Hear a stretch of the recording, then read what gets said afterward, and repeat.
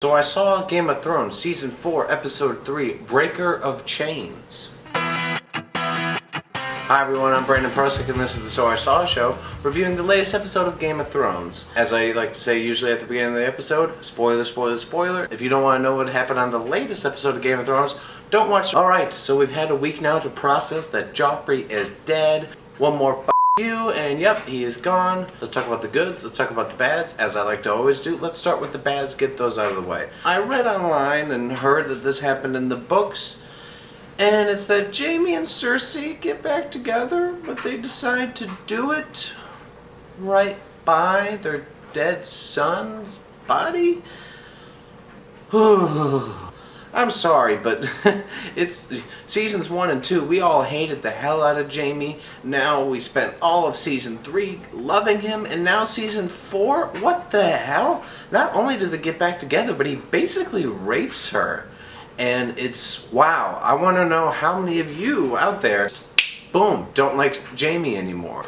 Like I said, I'm not going to judge based on, whatever happened in the books, but just based on the show, I'm not really a fan of what they did with Jaime's character there. One of the next bad things I did not like about this particular episode is the Sam and Gilly storyline. There's one simple thing about the storyline, I don't care.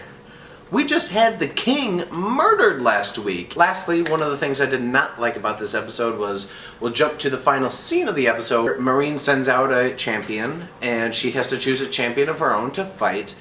And there's this whole dragged out, Grey Worm's like, let me do it. And she's like, oh, you can't do it. And Sir Barristan's like, oh, I'll do it. And she's like, oh, you can't do it. Jorah's like, I'll do it because I love you.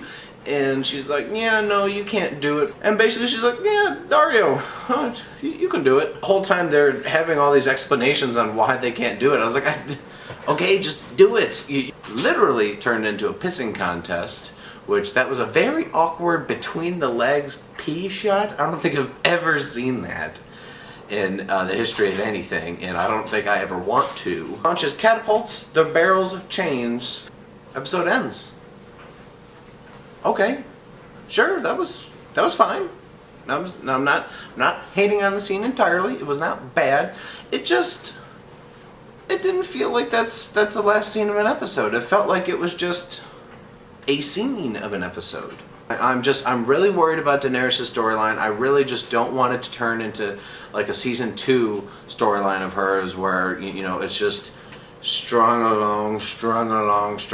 Alright, let's jump over to the good side of things. It wasn't all bad this episode. The opening shot is the one we had as the closing shot last week. Boom, Joffrey's face. And we get to see Sansa's escape, which was pretty cool. It's actually Littlefinger, which, does this mean Littlefinger did it? Or is it just he knew Sansa, maybe he knew about the plan, so he just wanted to get Sansa out of there? I don't know. Littlefinger is actually the only main cast member we haven't seen so far in these first 2 episodes, and wow, does he make an entrance. Like, hi, thanks for doing the thing I told you to. Arrow to your head.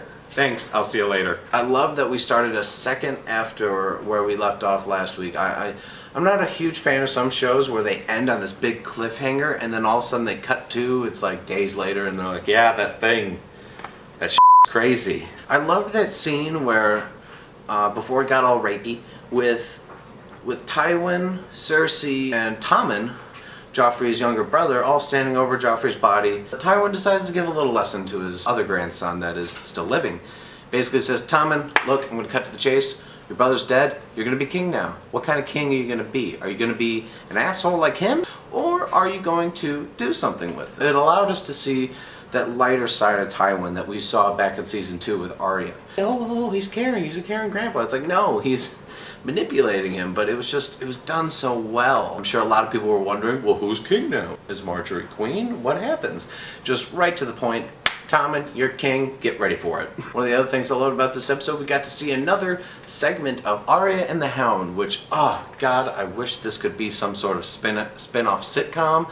It's Arya and the Hound on their misadventures killing people. Lastly, I have to say my 2 favorite scenes, and I guess I want to say the 4 standout performances of this episode was the first scene. I loved Oberyn and Tywin, when Tywin comes into the brothel and interrogates Oberyn after he's done with his, 5-way, how the Dornish do. Charles Dance and Pedro Pascal, I hope I'm saying those names right.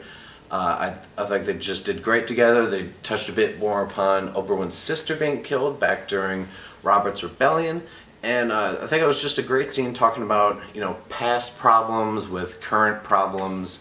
And just, it was a well done scene. And the other scene that, you know, the other two actors stole the show was with Tyrion and Podrick in the cells. And it was a very touching scene. And I love that last line that Tyrion says to Podrick, just says, you know what?